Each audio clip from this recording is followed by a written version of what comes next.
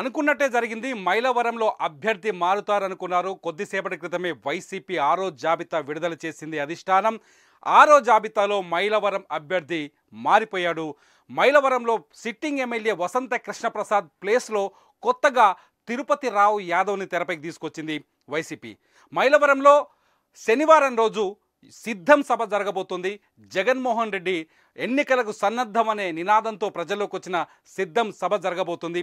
ఈ సభకు సంబంధించిన ఏర్పాట్లు కానీ, ఈ సభకు కార్యకర్తల తరలింపు కానీ, ఈ సభకు సంబంధించిన అన్ని వ్యవహారాలు, సకల వ్యవహారాలని చక్కదిద్దాల్సిన మైలవరం ఎమ్మెల్యే గజం కేవలం 23,000 రూపాయలతో 165 గజాల భూమి కేవలం 38 లక్షలు మాత్రమే. వసంత కృష్ణప్రసాద్ నిన్ననే మైలవరాన్ని వదిలేసి హైదరాబాద్కు వచ్చేశారు.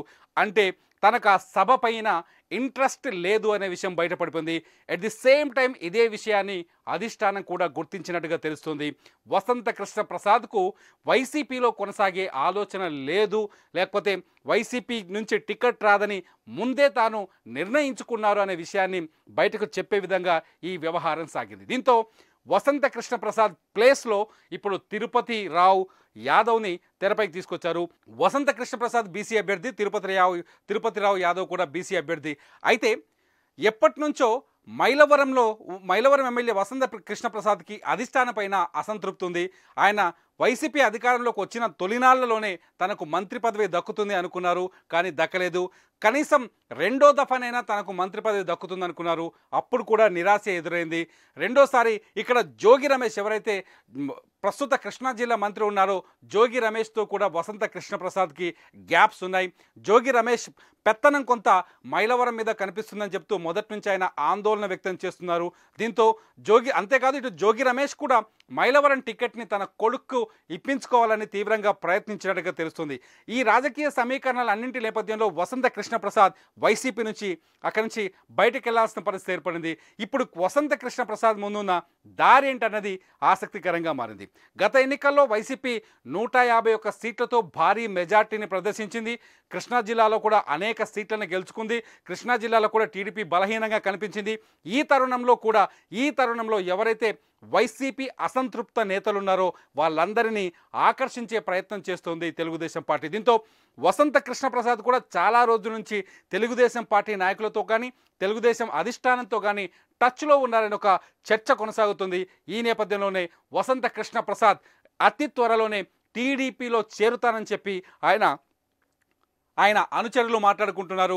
త్వరలోనే ఆయన తెలుగుదేశం పార్టీ కండువా కప్పుకోబోతున్నట్టుగా కొంత సమాచారం అయితే అందుతోంది. ఎందుకంటే వసంత కృష్ణప్రసాద్ మొదటి నుంచి తన గ్రౌండ్ ప్రిపేర్ చేసుకుంటున్నారు. ఖచ్చితంగా ఎవరైతే తిరుపతి రావు యాదవ్ ఉన్నారో వైసీపీ అభ్యర్థి, ఆయన పైన పోటీ చేయబోయేది టీడీపీ నుంచి వసంత కృష్ణప్రసాదే అనేది కూడా ఇక్కడ స్పష్టంగా అర్థమవుతోంది. దీంతో వసంత కృష్ణప్రసాద్ పార్టీ వీడినట్లే అనుకోవాల్సి వస్తుంది, వైసీపీని వదిలేసినట్లే అనుకోవాల్సి వస్తుంది. అట్ ది సేమ్ టైం వసంత కృష్ణప్రసాద్ త్వరలోనే తెలుగుదేశం పార్టీలో చేరబోతారనే చర్చ కూడా ఇప్పుడు తెరలేసింది. మొత్తంగా జాబితాని విడుదల చేస్తున్నారు వైఎస్ జగన్మోహన్ రెడ్డి. అనేక చోట్ల అభ్యర్థుల్ని మారుస్తూ వస్తున్నారు. తాజాగా 6 అసెంబ్లీ స్థానాల్లో అభ్యర్థుల్ని మార్చారు. 4 పార్లమెంటు స్థానాల్లో కొత్త అభ్యర్థుల్ని ప్రకటించారు. దీంతో చాలా చోట్ల కొంత అసంతృప్తి జ్వాలలు చెలరేగే అవకాశాలున్నాయి. మొత్తానికి గెలుపే లక్ష్యంగా గెలుపు గుర్రాలనే ఎంపిక చేస్తూ వస్తున్నారు వైఎస్ జగన్మోహన్ రెడ్డి. ఈసారి ఎన్నికలు గతంతో పోలిస్తే చాలా టఫ్గా ఉంటాయని చెప్పేసి ఇటు రాజకీయ విశ్లేషకులు కూడా భావిస్తున్నారు.